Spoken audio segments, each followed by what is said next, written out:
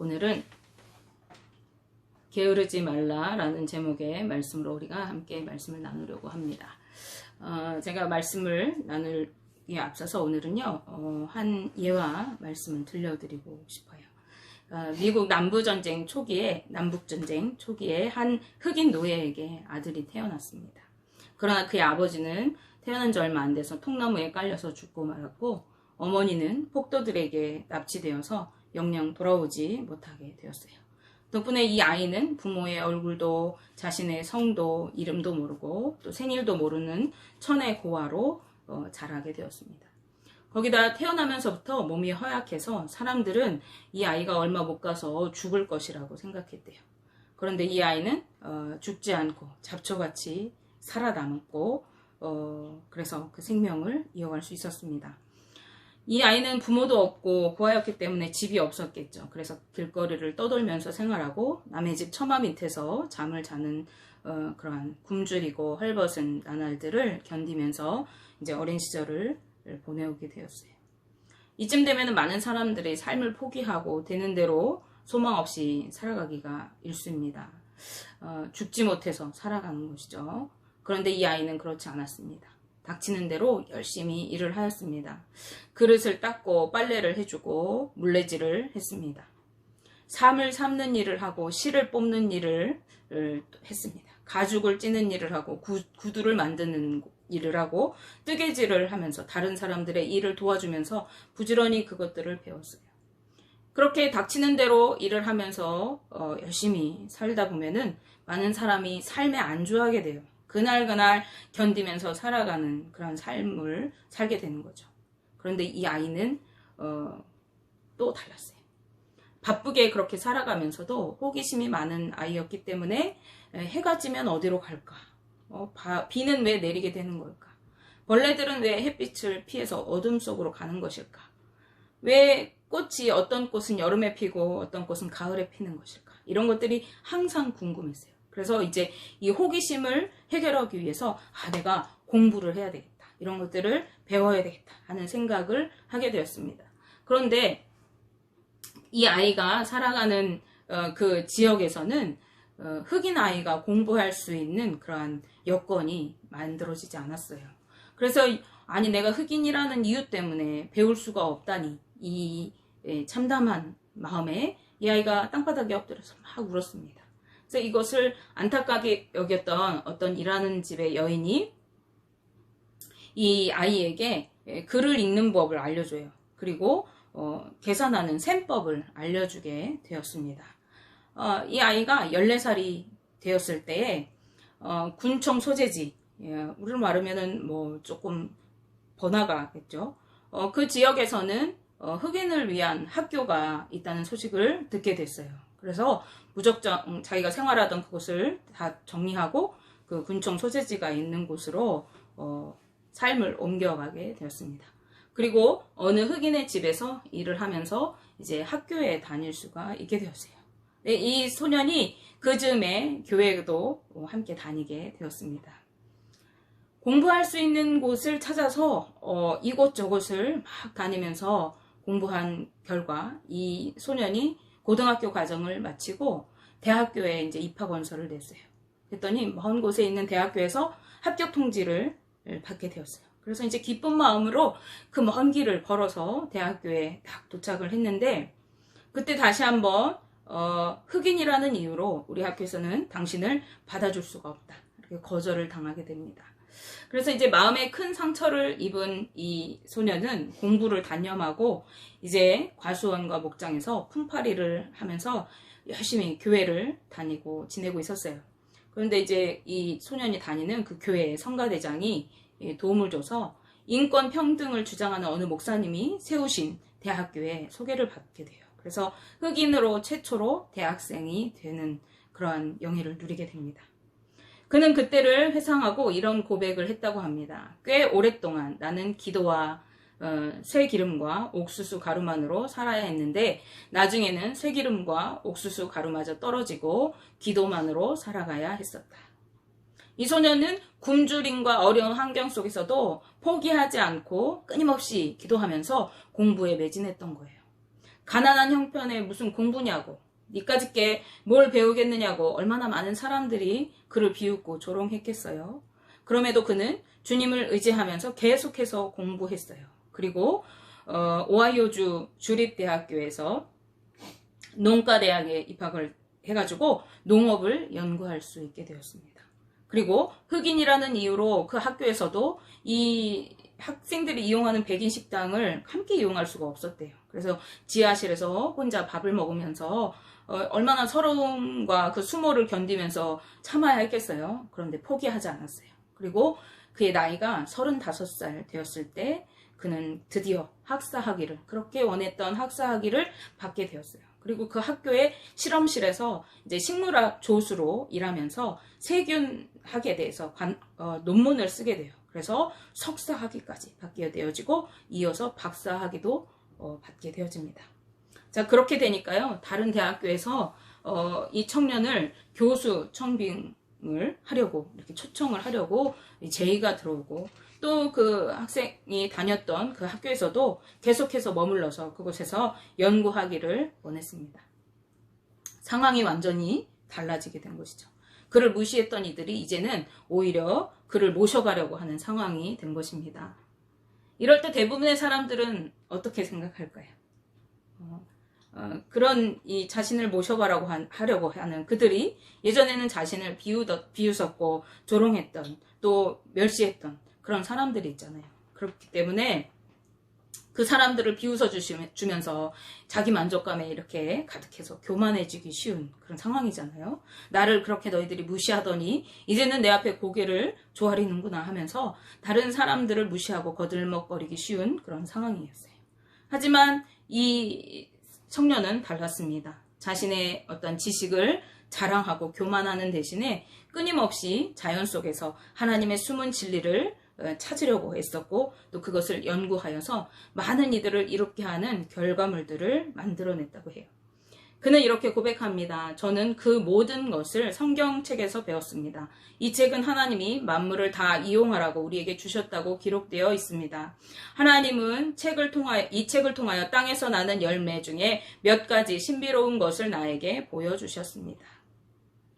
우리가 이 고백으로 그의 겸손함을 엿볼 수가 있어요. 내가 잘나서 그런 것이 아니라 내가 하나님께로부터 일부분 몇 가지를 배웠을 뿐이다. 이렇게 고백하고 있는 거죠. 그런가 하면은 그를 모셔가려고 하는 모든 청빙을 거절하고 무지와 빈궁 속에서 고통당하고 있는 동족인 흑인의 교육을 위해서 일하기로 결심했어요. 그래서 월급도 얼마 안 되는 그런 흑인 학교의 선생님으로 가게 되었습니다. 그가 이렇게 결정을 하게 된 것은 네가 배운 것을 다시 네 동족에게 나누어 주어야 한다라고 하는 한마디 말 때문이었다고 합니다. 이 청년의 이름은 바로 땅콩 박사로 유명한 조지 워싱턴 카번 박사라고 합니다. 실제 인물인데요. 제가 이 이야기를 읽고 너무 감명을 받았어요. 이 카버 박사는 진흙에서 색 연료를 추출해가지고 그림을 그릴 수 있도록 이렇게 연구했고, 성경반을 그 흑인 마을 학교에 세워서 성경을 가르치기도 했고, 또 한 번은 그 흑인 지역에 목화 재배를 많이 해가지고 땅이 아주 척박한 땅이 됐대요. 근데 거기에 땅콩을 심으라고 제안을 한 거예요. 그래서 이제 땅콩 농사를 막 풍성하게 해가지고 사람들이 땅콩을 먹고 그걸 팔고 했는데, 이 먹고 남은 땅콩이 이제 창고에 점점 쌓여가고 그것이 막 썩어가니까 어느 날 농부들이 막 찾아와서 항의를 하는 거예요. 우리가 당신 말을 들어가지고 이 땅콩을 심었는데 이거 다 썩고 이제 어떡하냐, 막 이렇게 항의가 들어오니까 이 박사가 우리 생각에는 어떨 것 같은가요? 아니, 먹고 살기 좋게 하고 땅도 윤택하게 해줬는데 오히려 나한테 항의를 하네? 이렇게 하기 쉽잖아요. 그런데 이 박사는 산속으로 들어가서 하나님께 묻기 시작했어요. 그리고 하나님으로부터 음성을 들어요. 땅콩은 오묘하고 무한한 것이니까 네가 실험실로 가서 그것을 계속해서 연구하라. 하나님의 음성을 듣게 되고, 그 후에 카보 박사는 땅콩을 계속 연구했대요. 그래서 땅콩이 이게 땅콩이 땅콩잼만 만들 수 있는 게 아니구나, 땅콩만 먹을 수 있는 게 아니구나, 땅콩을 통해서 플라스틱도 만들고 페인트를 만드는데도 사용할 수 있구나라는 것을 알게 됐어요. 그래서 105가지나 되는 땅콩 음식을 만들었대요. 그리고 200가지가 넘는 실용품을 땅콩을 통해서 만들어냈다고 합니다. 그리고 고구마를 또 연구해가지고 118가지나 되는 고구마를 통한 실용품을 만들어내서 사람들에게 유익을 주고, 또 고구마를 수확하는 그 수확량을 늘릴 수 있는 경작법을 개발해가지고 그것을 책으로 3권이나 펼쳐서 저술했다고 해요. 2차 세계대전 당시에는 독일에서 미국이 물감을 이렇게 수입해서 사용했는데, 이제 전쟁 때문에 독일에서 수입이 막혀서 물감을 쓸 수가 없는 거예요. 그때 이 카버 박사가 모든 식물의 그 열매, 그리고 줄기, 뿌리 이런 것들을 통해 가지고 물감을 만들어냈어요.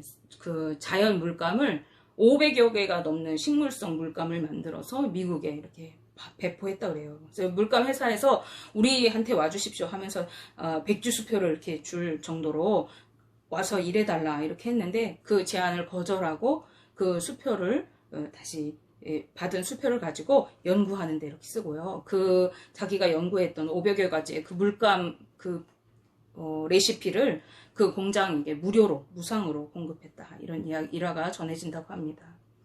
이 카버 박사가 죽게 되자 루즈벨트 대통령은 내가 카버 박사와 친분을 가질 수 있었던 것은 내가 누린 가장 큰 특권 중에 하나였다.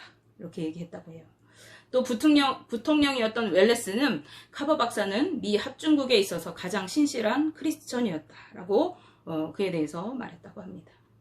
일생 동안 열심히 가난하고 굶주림에도 불구하고 포기하지 않고 공부하고 연구하고 삶에 열심히 살았던 이 카버 박사는 자신이 죽기 3년 전에는 자신이 그동안 축적한 전 재단을 세워가지고 자신이 해왔던 연구를 계속 이어갈 수 있도록 다 사회에 환원했다고 해요.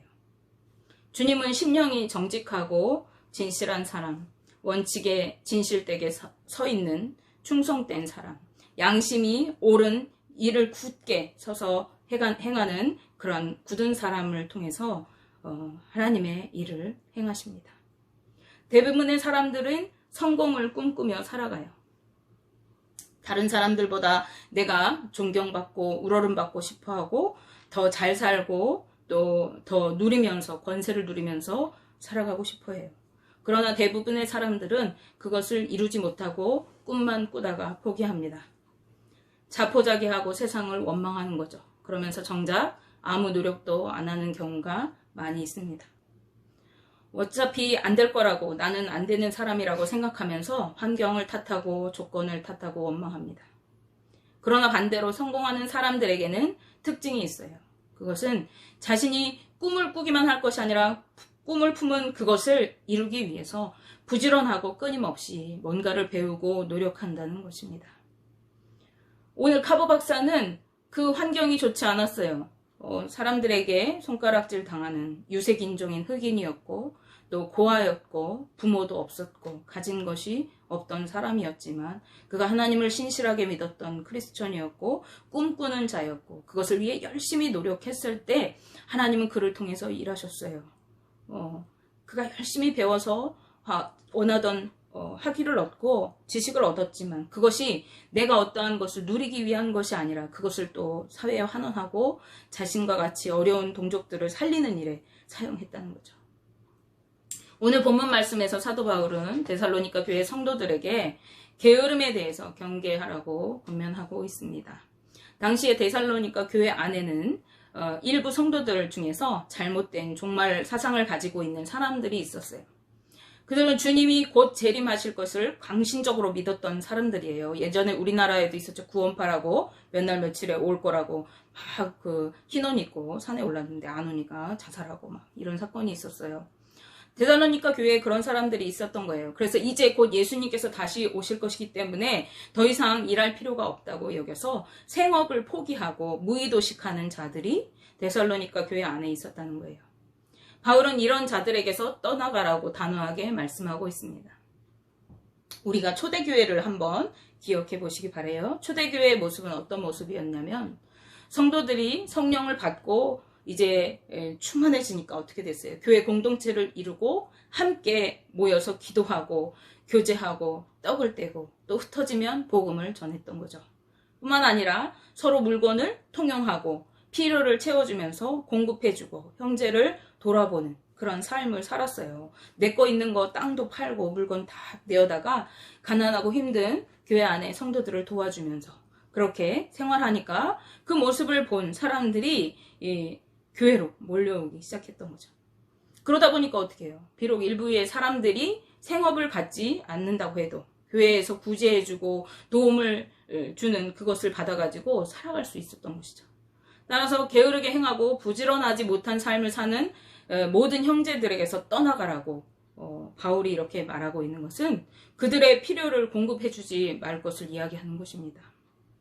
이것은 어떻게 보면은 형제를 사랑하고 서로 돌아보라는 복음의 가르침과 좀 위배되는 것처럼 보이는 것이죠. 그러나 그것과는 성격이 다릅니다. 성경에서 형제를 돌아보라고 말할 때 그 형제들은 어떤 사람들인가요? 열심히 살아도 형편 자체가 너무 어렵고 몸이 아프거나 상황이 어려워서 여건상 일을 할 수 없는 경우에 놓였다거나 이러한 힘든 자들을 말하는 것이죠. 그런 자들을 도와주고 외면하지 말고 구제하라 이렇게 말하는 거예요. 그러나 오늘 본문이 말하는 사람들은 자신이 일하면 충분히 먹고 살아갈 수 있는 상황인데도 그렇지 않고 게으르게 일하지 않으면서 교회에서 공급하는 혜택만을 누리면서 살아가는 그러한 사람들을 경계하라고 하는 말씀인 것이죠. 이런 자들은 다른 형제들의 삶에 손해를 끼치는 자들이고 교회 공동체에 유익이 되지 않는 일만 만드는 자들이라고 말씀해요. 데살로니가 후서 3장 11절 말씀에 우리가 들은즉 너희 가운데 게으르게 행하여 도무지 일하지 아니하고 일을 만들기만 하는 자들이 있다하니 라고 말씀합니다. 이들은 게을러서 일하기 싫어하면서 자신의 일을 다른 사람이 하도록 하는 것은 물론이고 왜냐하면 교회 공동체 안에서 일을 안 하고 먹을 것이 없는 사람들이 있어요. 그럼 어떻게 다른 사람들 열심히 일하는 사람들이 자신의 것을 내어다 주죠. 이 사람의 몫을 다른 사람들이 하고 있는 거예요. 사실은 나는 아무것도 안 해도 누리는 그것은 누군가가 노력해서 나에게 주는 것이잖아요.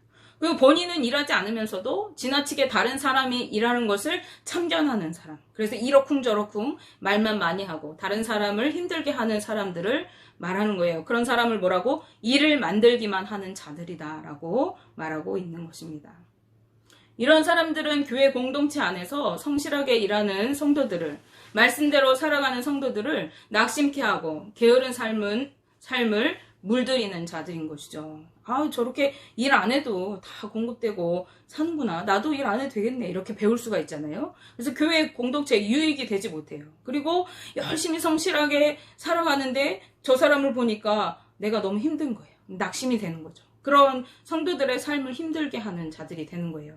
그래서 바울이 13절 말씀에서 형제들아 너희는 선을 행하다가 낙심하지 말라. 데살로니가 성도들을 위로하게 되는 것이죠. 그런가 하면 게으른 삶을 경계하고 자신의 삶을 본받으라고 권면해요. 누구의 삶을? 바울의 삶을. 복음을 전할 당시 이 데살로니가 교회에 복음을 전할 때 바울 일행의 삶의 태도는 어떠했는가? 바울은 그 일행과 함께 밤낮으로 부지런히 일하면서 돈을 벌어서 값을 내고 음식을 먹었습니다. 그 이유는 성도들에게 폐를 끼치지 않게 하기 위해서였다라고 말하고 있어요. 데살로니가후서 3장 8절 말씀에 누구에게서든지 음식을 값없이 먹지 않고 오직 수고하여 애써 주야로 일함은 너희 아무에게도 폐를 끼치지 아니하려 함이니 라고 말씀합니다. 바울은 복음을 전하는 자였어요. 그리고 데살로니가 교회를 설립한 자였습니다. 그래서 충분히 교회의 섬김을 받을 권리가 있었어요. 그렇지만 혜택을 누리지 않고 그가 부지런히 일했던 이유는 성도들에게 부지런한 삶의 본을 보이기 위해서였다고 말하는 거예요. 그리고 그들에게 폐를 끼치지 않고 나를 공급하기 위해서 그들이 자신의 것을 희생하지 않도록 그렇게 배려했다는 것입니다. 그래서 바울은요, 그 성도들에게도 당당하게 이렇게 말할 수 있었어요. 누구든지 일하기 싫어하거든 먹지도 말게 하라라고 그들에게 강권할 수 있었던 것이죠. 이 같은 권면은 게으른 자들을 교회에서 몰아내고 돌보지 않게 하려는 것이 아닌 것을 기억하시기 바랍니다. 그러기에 데살로니가 후서 3장 14절에서 15절 말씀에 누가 이 편지에 한 우리 말을 순종하지 아니하거든 즉 부지런하고 게으르지 말라 하는 말을 순종하지 아니하거든 그 사람을 지목하여 사귀지 말고 그로 하여금 부끄럽게 하라. 그러나 그러나입니다. 그러나 원수같이 생각하지 말고 형제같이 권면하라고 말씀합니다. 게으른 자는 지목하여서 사귀지 말고, 즉 그 사람의 행위를 따라서 같이 그것에 동조하지 말고 그를 부끄럽게 하라고 말씀하고 있어요. 그러나 그를 부끄럽게 할 때에도 원수 같은 마음으로 그를 막 정죄하면서 이렇게 대하지 말고 형제같이 생각하고 권면하라고 말하고 있습니다.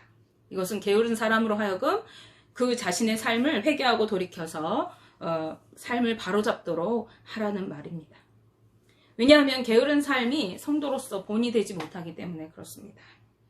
또한 앞에서 말씀드렸듯이 교회 내에 형제의 삶에 피해를 주는 것이 되는 것이고, 또 성실한 성도들을 낙심하게 하는 일이 되기 때문에 교회에 유익이 되지 않기 때문에 그들의 삶을 바로잡아야 할 필요가 있는 것이죠. 성경은 우리에게 게으르지 말고 부지런할 것을 말씀하면서 성실한 삶을 살아갈 것을 말씀하고 있습니다. 잠언 6장 6절 말씀에 게으른 자여 개미에게 가서 그가 하는 것을 보고 지혜를 얻으라고 우리에게 말씀하고 있습니다. 개미에게라도 배우고 게으르지 말라고 말합니다. 그러나 대부분의 사람들은 이 핑계 저 핑계로 노력하지 않으면서 살아갑니다. 나는 가난해서 안 되고, 못 배워서 안 되고, 못생겨서 안 되고, 키가 작아서 안 되고, 머리 나빠서 안 되고, 이래서 안 되고, 저래서 안 되고, 핑계만 대면서 주저앉아 있는 것입니다. 해보지도 않고 포기하고 마는 것입니다. 잠언 26장 13절 말씀에 게으른 자는 길에 사자가 있다, 거리에 사자가 있다 하느니라고 말씀하고 있습니다. 게으른 자는 문 밖에 나가보려고 하지도 않으면서 집에 앉아서 밖에 사자가 있어서 안 돼, 길거리에 사자가 돌아다녀서 위험해 라고 한다는 거죠. 26장 15절 말씀에도 게으른 자는 그 손을 그릇에 넣고도 입으로 올리기를 괴로워하느니라고 말씀합니다. 주님께서 이미 다 주셨는데 그거 손으로 들어 올리기만 하면 먹을 수 있는데 그것조차도 괴롭다는 거예요. 이러한 삶은 성도로서 올바른 삶이 아닌 것입니다. 가난한 흑인 고아였던 카버 박사는 부지런히 노력하고 믿음으로 주님을 의지하며 살았더니 그를 통해서 많은 사람이 혜택을 누리게 되었습니다. 이처럼 여러분 한 사람이 주님 안에서 비전을 가지고 부지런하고 성실하게 살아갈 때 하나님은 여러분 한 사람 한 사람을 통해서도 많은 사람을 살리는 통로로 사용하실 수가 있습니다. 올 한 해가 이제 한 달여밖에 남지 않았습니다. 올해 여러분은 부지런한 삶을 사셨습니까? 아니면 게으르게 주저앉아 있어서 이 핑계 저 핑계만 대면서 내가 누리는 혜택만을 얻기를 바라셨습니까? 이제 남은 한 해, 얼마 안 남은 이 한 해를 보내시면서 내게 주어진 삶 속에서 내가 할 수 있는 것이 무엇인가?